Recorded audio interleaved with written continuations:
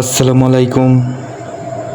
শহরের শেষ প্রান্তে ছোট একটা প্রতিদিনই সন্ধ্যা হলে সেখানে এসে বসে থাকা সে এক অসহায় ছেলে। গল্পের নাম আমি অপেক্ষায় আছি। চলো গল্প শুরু করা যাক। সে অপেক্ষায় আছে কার জন্য সে নিজেও ঠিক জানে না। বছর দুয়েক আগেই সে এক সুন্দর রহস্যময় বাসস্ট্যান্ডেই শেষবার দেখা হয়েছিল তার প্রেমিকার সাথে। কথা কম ছিল কিন্তু নীরবতা বেশি। ছেলেটির নাম ছিল আরিফ আর ওর প্রেমিকের নাম ছিল নীলা। বলেছিল যদি কখনো আমাকে না পাও এখানে অপেক্ষা করো। আরিফ জিজ্ঞাসা করলো তখন এসেছিল, ভাবিনি একটা কথায় একদিন জীবনের ঠিকানা হয়ে যাবে। আজও সে বসে থাকে, বসে আসে যায়। মানুষ বদলায় কিন্তু গল্প বদলায়, শুধু বদলায় না তার অপেক্ষা। কখনো মনে হয় নীলার জন্য অপেক্ষা করছি, কখনো মনে হয় নিজের হারিয়ে যাওয়া সময়ের জন্য, আর কখনো মনে হয় এই অপেক্ষায় হয়তো তার অস্তিত্ব। সন্ধ্যার আকাশে আজ একটু মেঘ, হালকা বাতাসে পুরনো পোস্টারগুলো নড়ছে। আরিফ চোখ বন্ধ করে ভাবে আজ যদি সেই দূর থেকে একটা বাসের হর্ন শোনা যায়। সে চোখ মেলে তাকায়। গল্পটা এখানেই থেমে না, কারণ সে কখনো অপেক্ষায় আছে। তখন আরিফ সেই বাসস্ট্যান্ডে একই বেঞ্চে, শুধু আজ এর হাতে একটা কাগজ। কাগজটা পুরানো, কোনাগুলো ভাঙা, লেখাগুলো হালকা ফিকে। নীলার হাতে লেখা সে চিনতে পারা, কারণ কিছু লেখা ভুলে যায় না, কিছু লেখা মনের গহীনে গেঁথে যায়।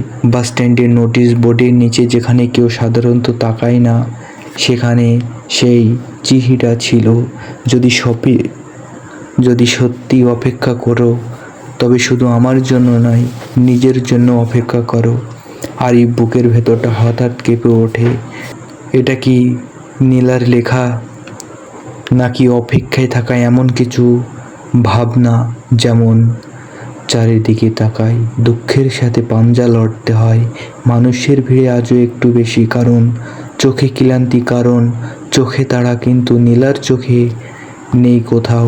তবু আজ আরিফ অপেক্ষায় বদলাতে শুরু করেছে। সে শুধু বসে না, সে ভাবছে সে কি সত্যিই নীলার জন্য অপেক্ষা করছে, নাকি সেই মানুষটার জন্য সে একদিন নিজেকে হারিয়ে ফেলেছিল।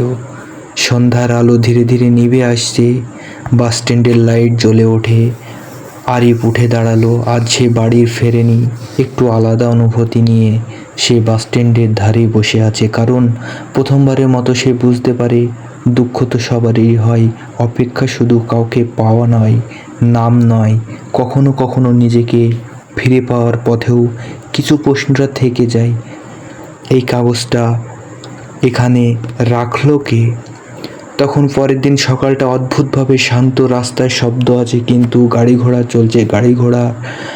তখন আরিফ ভেতরে যেন এক ধরনের নীরবতা। আজ সে বাসস্ট্যান্ডে যায়নি, এই প্রথম অপেক্ষার জায়গাটা থেকে নিজেকে একটু দূরে।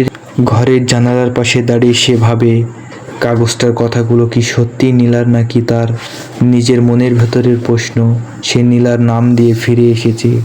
বিকালের দিকে হঠাৎ বৃষ্টি নামে, শহরটা ভেঙে যায় স্মৃতির মতো, কারণ সব স্মৃতি তো আর মনে রাখা যায় না। বৃষ্টির শব্দের ভেতরে আরিফ মনে পড়ল একদিন নীলা বলেছিল সব অপেক্ষায় শেষ হয় না, কিন্তু সব অপেক্ষায় মানুষকে বদলে দেয়।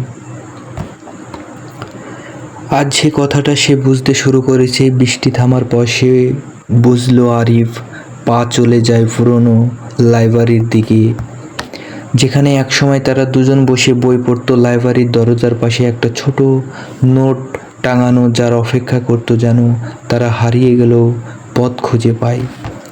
আরিফ থমকে দাঁড়ালো। এই হাতের লেখা, এই ভাঁজ, এই নীলারি, এই শহর সে একা নয়, কেউ জানে নীরবের তার পথ তৈরি করে দিয়েছে। আরিফ হাসে কিন্তু চোখ ভেজে যায়। আজ সে নিশ্চিত নীলা কাছে কিন্তু সামনে নয়। আর সে এখন আর শুধু বসে অপেক্ষা করে না, সে হাঁটে, সে খোঁজে, কারণ সে এখানে না জানে অপেক্ষা মানে থেমে থাকা নয়, অপেক্ষা মানেই এগিয়ে যাওয়া। আল্লাহ হাফেজ, সুস্থ থাকবেন। পরের পার্ট আসতে চলেছে।